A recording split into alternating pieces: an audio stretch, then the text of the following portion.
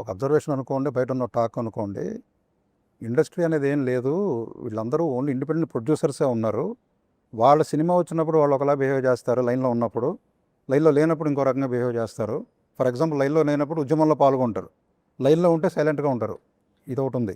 అంటే ఎట్లాంటి ఉద్యమం అయినా కూడా, ఫర్ ఎగ్జాంపుల్ ఇప్పుడు మొన్న ఇది వచ్చింది మన ఎగ్జిబిటర్స్ పర్సంటేజ్ల గొడవ, ఇవన్నీ కూడాను ఇట్లాంటి సందర్భాలు ఇదంతా ఇప్పుడు మీ ఉద్దేశంలో ఇప్పుడు పెద్ద మా ఎవరిది కాదు అయినా మరి సుధాకర్ గారు కానీ నేను కానీ సాహు కానీ మైత్రి వాళ్ళు అందరం ఫైట్ చేశాంగా.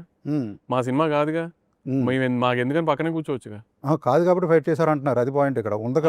కాదు కాబట్టి అసలు ఫైట్ చేయాల్సిన పనే ఉంది.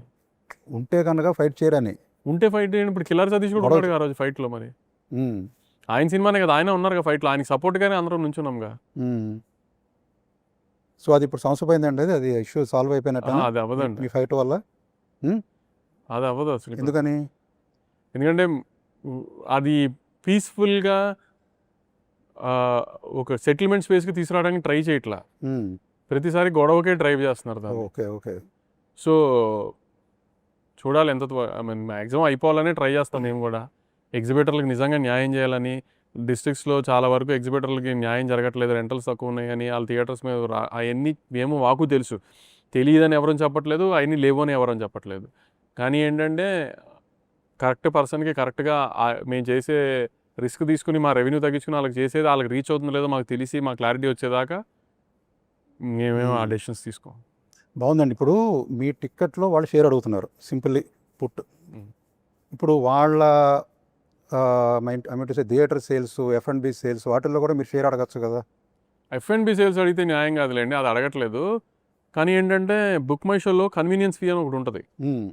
దాంట్లో అది 10 రూపాయలు వస్తే 5 రూపాయలు బుక్ మై షోకి వెళ్తుంది, 5 రూపాయలు థియేటర్ వాడికి వస్తుంది. ఆ 5 రూపాయల్లో షేర్ అడుగుతున్నాం, ఎందుకంటే ఆ టికెట్ కొంటుంది మా కంటెంట్. సో దాంట్లో షేర్ అడుగుతున్నాం. ఒప్పుకోవట్లేదా? ఇంకా కండిషన్స్ అన్ని పెట్టాము.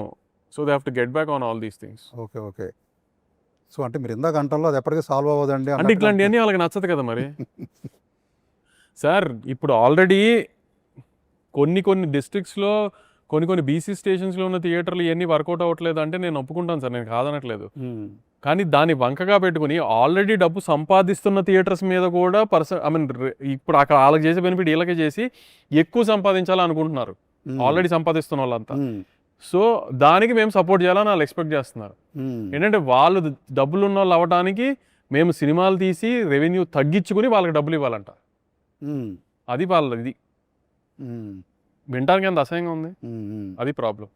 అందుకనే సొల్యూషన్ రాదు. అంటే ఇప్పుడు వాళ్ళు అనే దాంట్లో ఒక పాయింట్లో ఏంటంటే టికెట్ ప్రైసెస్ ఒకసారి పెరుగుతున్నాయి పెద్ద సినిమాలకి, అయినా కూడా మాకు దానికి సొల్యూషన్ ఇచ్చాం కదా సార్ మన పెద్దతో. ఏమని? ఆ టికెట్ రేట్ పెరిగితే 7.5% పెంచిస్తాము అని అది ఇచ్చారు. అదైతే కన్ఫర్మ్. అదే ఓకే. టికెట్ రేట్ పెరిగినప్పుడు మాత్రం వస్తుంది వాళ్ళు, పెరిగిన రేటు మీద అదే రేట్ మీద పర్సెంటేజ్. సో దానికి కూడా వాళ్ళు దాని మూల 4-5 కోట్లు తేడా వచ్చింది సార్. అదే వస్తుంది అండి, ఖచ్చితంగా వస్తుంది. 4-5 కోట్లు ఎక్స్పెక్ట్లకు ఎక్కువ ఇచ్చాం. ఇంకా దానికంటే ఏం చేయగలుగుతాం సార్ ప్రొడ్యూసర్గా? ఒక సినిమా మీద ఒక ప్రొడ్యూసర్ 4-5 కోట్లు ఎగ్జిబిటర్లకు ఇచ్చాడు అంటే ఎక్స్ట్రా, ఇంకా అంతకంటే ఏం చేయగలుగుతాడు సార్? మీరు అన్నట్టు ఇందాక మీరు చెప్పినట్టుగా మీరంతా ఒక కార్పొరేట్ కింద ఫామ్ అయ్యి డైరెక్టర్స్ మీద కాస్ట్ కటింగ్ మెజర్స్, అకౌంటబిలిటీ ఇవన్నీ తీసుకొచ్చే రోజున అప్పుడు ఇంకా బాగా ఈ బెనిఫిట్ చేయగలుగుతారా మీరు ఎగ్జిబిటర్స్కి, అండ్ మీరు పొంది బెనిఫిట్? డెఫినెట్గా సార్, డెఫినెట్గా అకౌంటబిలిటీ పెరిగిన కొద్దీ వాళ్ళకి అర్థమవుతుంది. ప్రొడ్యూసరు సార్ ఇప్పుడు అది ఒక రామదాస్ ఏదో సినిమాలో ఐస్ ముక్ ఉంటుంది చూసారా, ఆ థియరీ ఉంటుంది చూసారా, అలా సార్ మా దగ్గర నుంచి ఐస్ ముక్ వెళ్తాం, కానీ థియేటర్ ఓనర్ దగ్గరికి వెళ్ళేటప్పటికి అది ఏమి ఉండట్లా. అది మధ్యలో ఏమవుతుందో వాళ్ళు తెలుసుకోవాలి సార్. ప్రొడ్యూసర్ ఐస్ ముక్కే ఇస్తున్నాడు, ప్రొడ్యూసర్ ఏమి చిన్న ఐస్ క్యూబ్ ఇవ్వట్లా. అది ఎందుకు ఐస్ క్యూబ్ అవుతుంది అనేది వాళ్ళు తెలుసుకోవాలి, మేం కాదు చెప్పాల్సింది. అది ఎగ్జిబిటర్లకి ఎప్పుడు తెలుస్తుందో అప్పుడు నిజంగా మేము న్యాయం చేయడానికి రెడీ అయ్యే ప్రొడ్యూసర్లు అంతా.